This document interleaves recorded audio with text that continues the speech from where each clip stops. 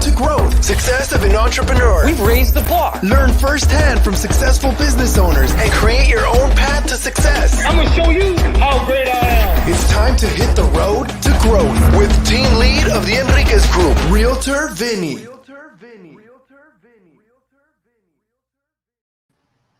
Hi, all you Road to Growth listeners. Today we have Katie Belfi. So Katie, you're the founder and principal consultant at Belfi Consulting, LLC, correct? Yes, sir. That's right. See, you know what? We had a little hiccup beforehand. We got it covered. We got everything good to go. So question, so I get a lot of people reaching out to me about coming on the podcast and setting up, and I'll do a little background research, or they'll tell me, okay, I want my name to be this. I want my description to be this, and so on and so forth. I didn't see anything where it said Katie Belfi Esquire, but you are an attorney. Yes, I am an attorney. And I think on LinkedIn, I've got my Esquire up there. I try not to confuse people because I am no longer practicing. So it's something that I'm proud of. It's definitely one of the stepping stones that got me to where I am, but it's not what I'm currently doing. So I tried just to keep it out of my title for clarity.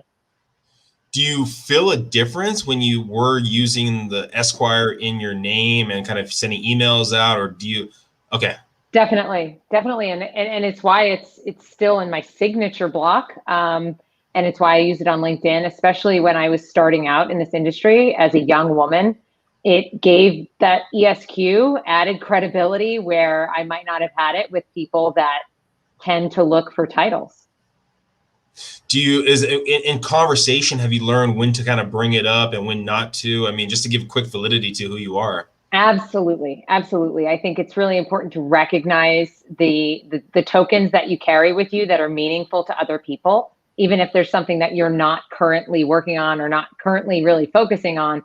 It's really important to understand the weight that carries for other people and to sort of zoom out and think about the ripple effect of those impacts. Because, for example, my background as an attorney is not something that's implicitly relevant to the work that I'm doing right now, but it's always a collateral in a collateral thought for the people that I'm working with that, hey, if we have a regulatory issue, this is somebody that at least knows how to read regulations.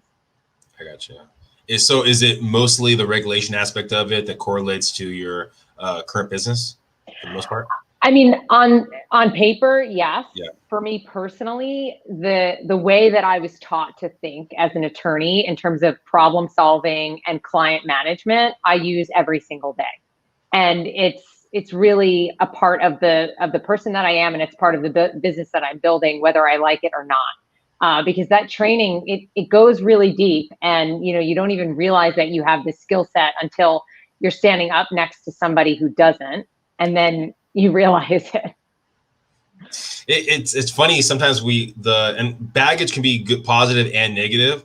And I think the positive aspect of it, if you're trained to saying, okay, well, I mean, for me, time is one of the most valuable things that we have, right? And Absolutely. when someone's on time or before the time that you have, it makes it feel like the conversation is going to be a lot more positive. But then you see other people when you're going to those meetings and they're late, but they seem that's the norm, that's okay.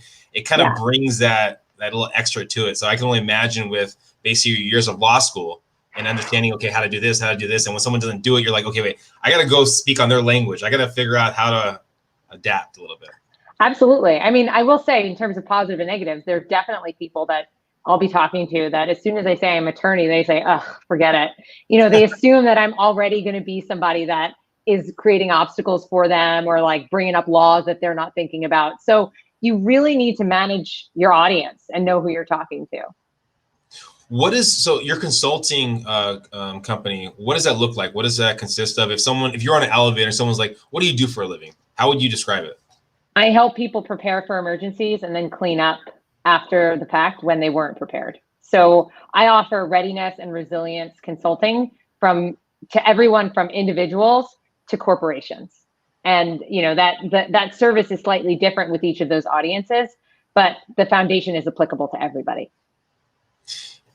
When did you ever? I know you had your law degree. Did you practice for a period? Yeah. Okay. I was a commercial litigator for several years, working out of Manhattan, and very quickly realized that was not for me, but stuck it out for a couple years and wanted to do something that felt like I was being more of service to people. So I went to the public sector. I actually joined the Federal Emergency Management Agency as an attorney in Manhattan as well, and joined up right before Hurricane Sandy. So talk about trial by fire. I was the only attorney for FEMA in the state of New York when Hurricane Sandy hit. And it was, I mean, talk about being thrown into the deep end. It was just an absolutely incredible experience. By far, one of the most formative work experiences I've ever had. And it's why I do the work I do today. What did that consist of? So what the FEMA attorneys do, so FEMA is basically a check write, in the simplest form, it's a check writing agency. But the money that FEMA is pushing out is taxpayer dollars. So there's a huge amount of regulation around what they can and can't do with that money to prevent fraud, waste, and abuse and protect taxpayer dollars. So attorneys for FEMA are basically tasked with regulating their FEMA programs to make sure that they're acting in accordance with the law. But in a situation like Sandy, what we were trying to do was figuring out just how far we could stretch the bounds of those regulations to get help to people who really needed it, because we found ourselves applying those regulations in a place that wasn't used to seeing disasters like this. Most of FEMA regulations are written for suburban America, and we were dealing with a disaster in Manhattan. So it was super challenging, but it was one of the greatest opportunities I've had to be creative in the legal context, and the ramifications were incredible. We were able to build programs while we were implementing them, and it's an opportunity that I'll always be grateful for having. In that kind of situation, so was there was a level of funds that were set up to go to, I guess, those different companies, entities, and so on and so forth? Was it a constant balance of, okay, well, we could possibly give it over here or give it over here, or just we got to find a way to be creative with anyone that's asking for it?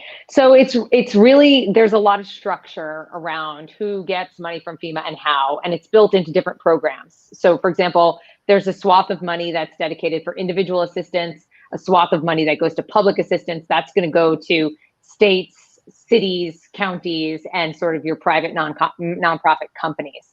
And so that stuff was sort of in place, but it was a question of, all right, for individual assistance, that money is usually goes towards providing trailers for people as, temporary housing.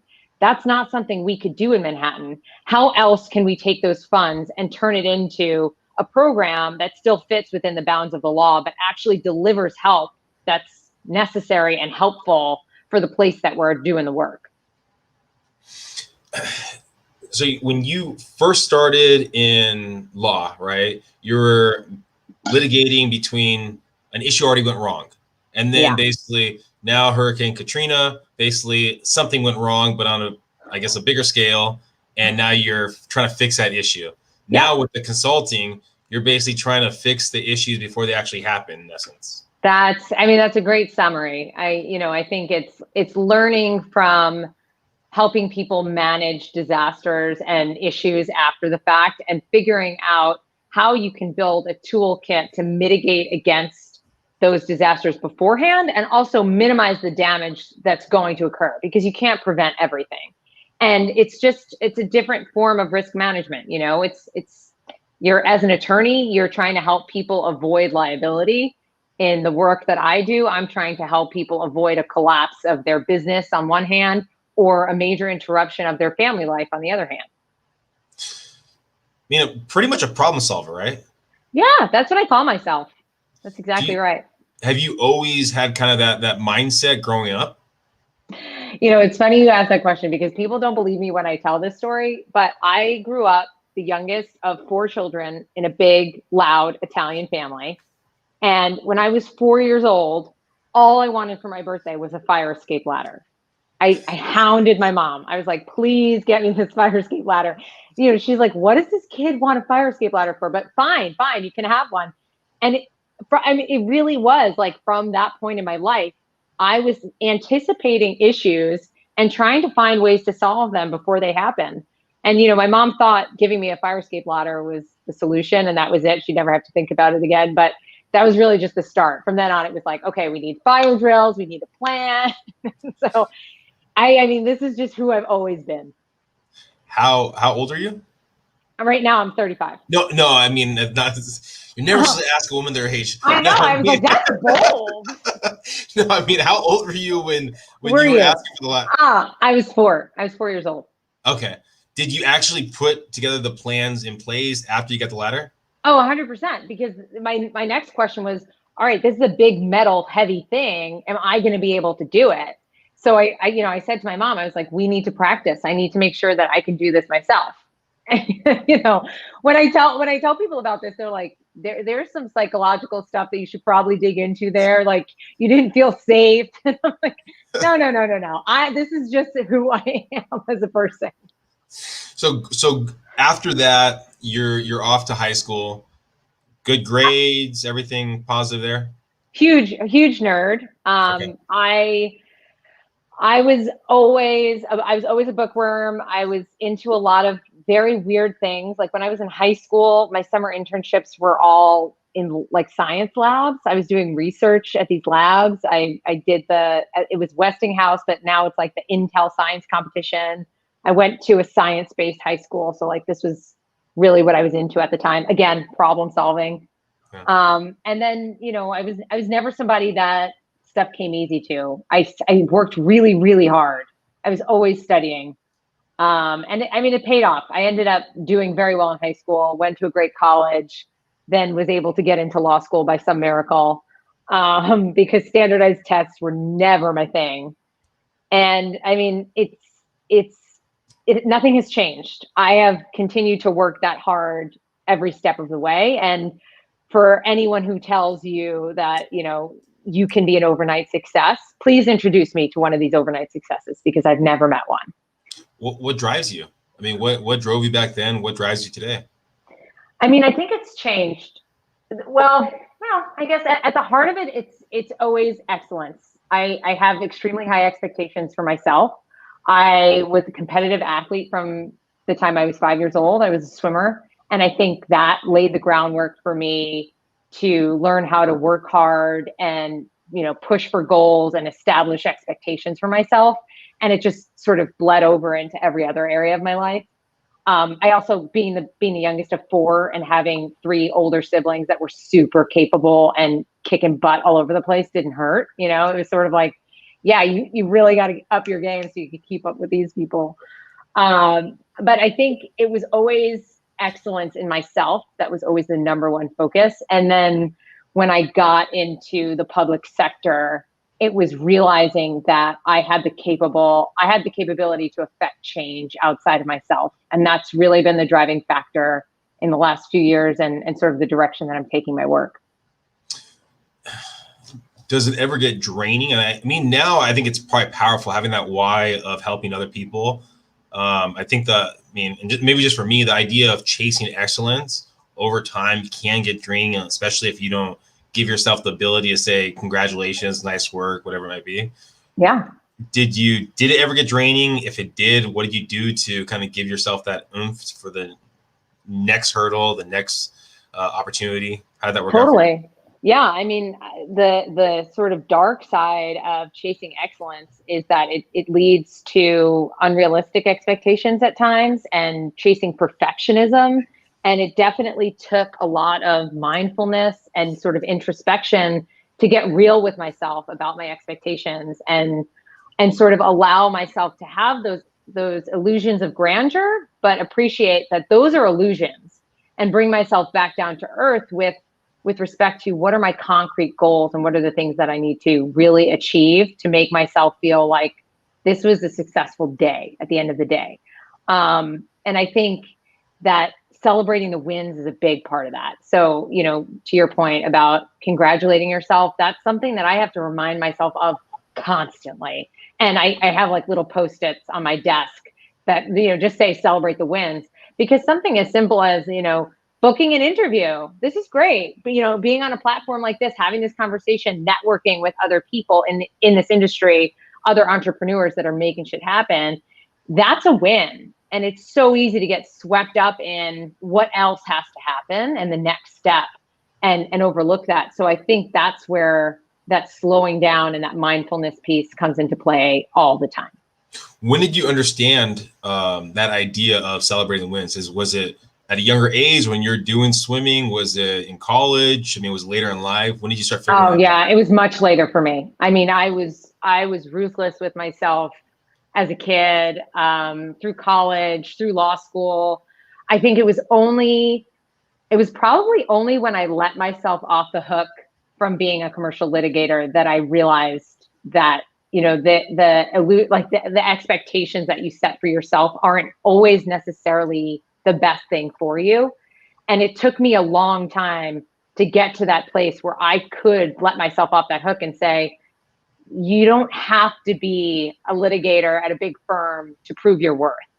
You know, you can actually go do something that you feel drawn to, that's more heart-centered, and that's something that you feel good about doing, and not something that you necessarily feel like you have to do. And that was probably the pivotal point for me in my life. Do you remember that time frame when that actually happened? Of what, I mean, because was it either internal, was it external? I mean, how did you come to the realization that it was okay, and using your words, letting yourself off the hook? Yeah, it was mostly internal. I mean, I have to say I do have great friends, and a lot of friends that I was working with in the law firm. We talked about this stuff all the time, but it was probably the stuff that I was doing outside of the law firm while I was practicing. I also became a personal trainer and a holistic health coach on the side, because I was always nourishing this other interest as just, you know, something that I really loved. And I think the work that I was doing on that side of things allowed me to sort of really reflect on what the work was doing to me and the version of myself that showed up at that office every day. And it became really crystal clear that it was not the person that I wanted to be. I mean, and maybe this is me, maybe this is bringing my baggage like we talked about it before, but an attorney and a holistic life coach, it doesn't seem like, you know, 1 + 1 = 2 there. What, I mean, walk me through kind of how did that come about? Yeah, I mean, I think that's why the other one didn't hang on, because, you know, I as an athlete my whole life, fitness, wellness, nutrition, all of it was always an interest. And it was always something that I had boiling on the back burner. You know, I was always committed to my own well-being. And then I just started to explore these other avenues of potentially helping other people doing it. And, you know, as I started, I mean, the only way you can get to that point is if you're doing that work on yourself and recognizing what was going on with my body physically, emotionally, mentally. I was just in a terrible place. And I knew, you know, if I was asking myself as a health coach, do I have anything to give to a client right now? And the answer was resoundingly no. It was like, well, something's got to change. I've got to figure out a way to get this vessel and this being in a place where, you know, I could potentially help others do the same. How long of a process was that when you were doing the holistic life coaching to actually transition out of your commercial? I mean, it was probably about 18 months. Wow. Before, like, from the time that I said, I can't do this anymore, till the time I actually handed in my notice. Because I wasn't at the point where first of all, I was young, pretty much just out of law school, and I had an enormous amount of student debt that I was carrying. So I certainly wasn't in a position to say, I'm just going to drop this and hope for the best and sort of roll the dice as a health coach without any client base whatsoever. So it took me some time. And in the meantime, I built up the side gig and, you know, had some clients and allowed myself to do more of that work and slowly sort of peeled out. At least, I mean, I was there all the time, but peeled out mentally. So I wasn't destroying myself the same way. Do you remember the moment when you said, okay, now's enough. Now I can actually give him my notice? Was there a number? Was there something inside you? What was that thing that allowed you to say, okay, right now is enough? I was actually a breaking point with work. You know, I had obviously built a foundation that made me feel comfortable to move. And I had also secured my FEMA job at that point. So I felt like, okay, I can make this jump. But I had some time because I told them that I was going to need some time to extricate myself from the law firm, but I pulled the trigger sooner than I expected to when I was dealing with a particularly terrible partner at the firm who was calling me on Saturday to start a new case. And, I truly was at a funeral and told him this, and he just did not care at all. It was like, I don't care, get me the work. And I was just like, you know what? This is it. I'm done. Here's my notice. And it was really a blessing. Do you remember how that moment felt? I mean, it was absolutely terrifying. I mean, my entire existence in commercial litigation was built on fear, anxiety, stress, like, self-hate, feeling like I was never enough. I was never good enough. I was terrible. I was a failure, all of this all the time. And so in that moment, it was sort of the pinnacle of all of that feeling. Like, you're the ultimate failure. You're quitting. But at the same time, the sort of flip side of that was like, you need to get out of here. That voice just became so much louder than that judgment, that self-hate voice. And it was like run for your life. That was the message. It was like, run for your life. And I did. And I never looked back. Was there a moment after all that, I'm done, I walked away, and just a sigh of relief, a breath of fresh air? Was there anything in the coming weeks, coming months, or maybe in coming years where you're just like, I made the right decision? Or did you know it instantly? I mean, I knew it instantly. Okay. But then, I mean, in the following weeks, months, years, I mean, my health, my personality, my stress levels, my sleep quality, everything improved by leaps and bounds. I mean, I was a shell of a person. So it wasn't hard to see improvement. I had a long way to go. But till this day, I mean, I look at my friends that were sort of in the same place as I was, and I look at the path that they're on now and where they've gone. And I don't for one second feel like, oh man, I wish I did that. I mean, sure, they've had the stability of having the same job and a sort of defined path, but I can't imagine not having had the varied experiences that I've had over the last 10 years and having the opportunity to take the risks that I've taken. Do you think if you never had that conversation, or is there something that company could have done to keep you there? Or do you think it would have been another breaking point if it wasn't that one? Yeah, it was only a matter of time. I mean, it was, and if you've ever talked to young litigators, I mean, I think it's probably getting a little bit better now. This was 10 years ago, 12 years ago. The culture at a lot of law firms is just so toxic. And it's not even about like tending to snowflakes. It was really like a lack of humanity in a lot of instances. And I would never do that to myself again.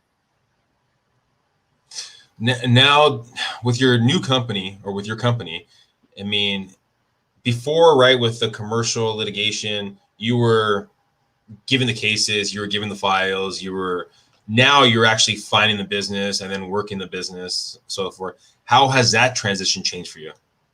I mean, there's nothing better. There is nothing better than being able to choose your own clients, and obviously within reason, right? Like, you do need to pay the bills. But just establishing the expectation around client relationships and establishing for clients like what they can expect from you, what's reasonable, what's not, establishing boundaries, really having a set of values that you get to stick to and say, if a client is not adhering to those values, being able to say thank you, but no thank you. This is not the business that I run. It's a tremendous relief. It's also a tremendous privilege. And, I think that it's sort of the risk reward for what we do as entrepreneurs in this, it's walking this tightrope of never knowing if you're going to have enough clients, if you're going to be able to continue doing what you're doing next month, if you're going to be able to cover your overhead, all of it. the reward is that you also get to dictate exactly how that business operates. And it's very difficult to put a price tag on that. Has there been any moments in building your business that you've thought about going back to something that's more salary based, more hourly based? I mean, every day, twice a day. Okay. But I think you put that in the sort of self-preservation category. That voice is in your head is just the voice that's looking to protect you and keep you comfortable and make sure that you feel secure.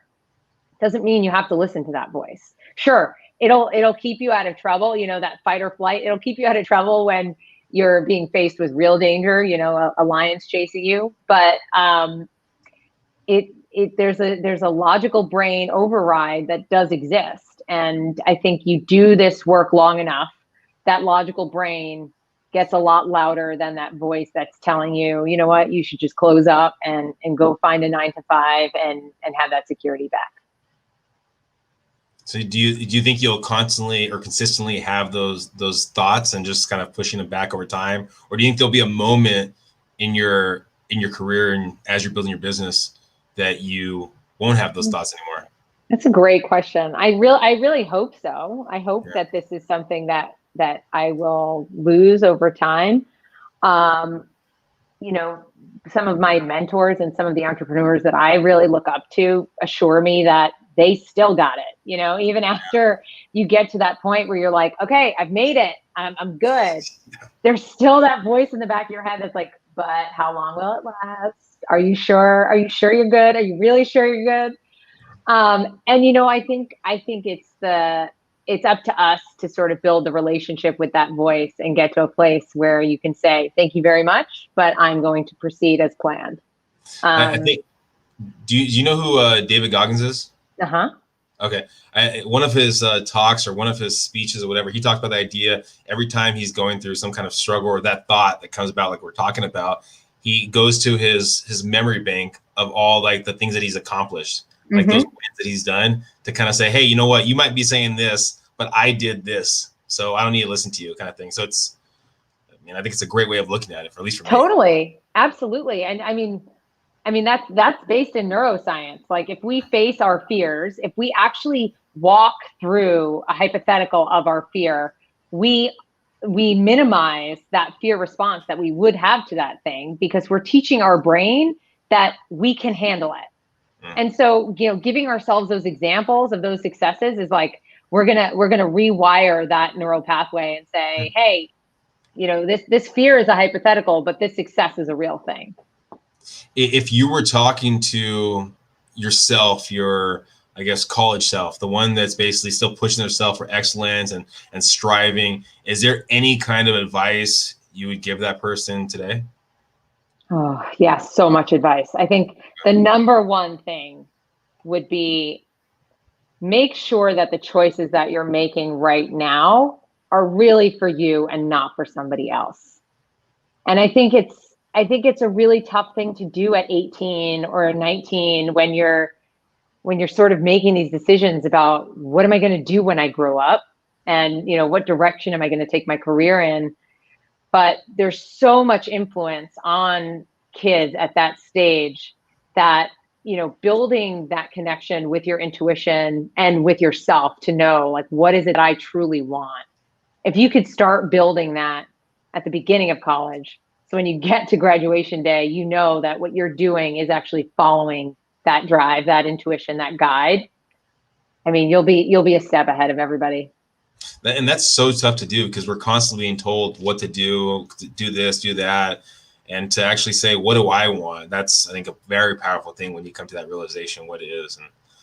And so talking in the future, we talked to the past, now we're going to the future. I know you're doing some changes with your company. If we're talking to you in, like, say, 5 years from now. Yeah. How's your company begin looking? Who's Katie going to be? Katie will be a best-selling author. And she will have a thriving, multifaceted consulting firm that services individuals to corporations on scale and delivers access to products that are not just sort of checkbox solutions, but are really delivering bespoke solutions to these problems that are also scalable. That's the challenge that I'm working on right now, is creating consulting solutions that don't just end up fitting into a template or become something that everybody else is delivering, but also doing that on a scalable level. So I think what happens between now and then is building a team and really training those people to help them understand the way that service would be delivered if I were doing it myself for everybody. So basically trying to find a way to leverage people, but use your mindset. So when someone hires basically your firm or your consulting company, that they basically feel that they're getting the wisdom of Katie. Yeah. And the values of Katie. Yeah. I think that's the critical thing, is that a lot of what I see in my industry is being sold to people who really have a need, and they're being sold something that's a solution, but it doesn't actually solve their problems. And that's where I differentiate myself and I differentiate my business. Is I intend to leave you with something that will solve your problems once I'm already gone. I want to have a value to a certain point, and then I want to empower you to continue doing these things without me. Do you, in that kind of trajectory, is it you're helping them get to a point, whatever, and then is it on them to find another person to help them maybe to get to the next level, or is it simply you're allowing them the opportunity to the tools they're going to need for the rest of their business, or what does that look like? So I like to think of my work as sort of laying the foundation for a culture change. Okay. And I think that that's the only way that a business or an individual ends up truly being resilient, is if you start thinking about resilience as part of your everyday culture. And so I teach you how to do that, how to build it into various components of the work that you're doing, build it into the teams that you're asking to do the work, and so that it becomes a machine that runs itself once I'm already gone. But it's that commitment up front of, the leaders recognizing the value in making that culture change instead of just going with the checkbox solution. So I'm going to end it with this question right here. If someone's listening, right, and they're not really sure, should I be reaching out to Katie? Should I not be reaching out to Katie? Who should be that ideal client that should be reaching out to you? And then what's the best way of them reaching out to you? So on the individual side, basically anyone who has lived through the global pandemic or any natural disaster in the last year, 2 years, and wants to feel more prepared for the next disaster that comes their way on the individual side. And for companies, same thing. Any company that has gone through the last year and is reflecting on their ability to continue operations and build their resilience in the face of whatever's set to come in the future, those folks should be reaching out to me too. And everything exists on my website, www.katiebelfi.com. Perfect. Well, thank you, Katie, for being here. Hopefully everyone got some great nuggets right there. I think anyone listening, you've been through the pandemic, so you're probably a good client for Katie right there. All the information for her are going to be in the show notes. So reach out, and thank you again, Katie, for being on here. Thanks so much, Vinny. It's been a pleasure. Have a good day. Take care.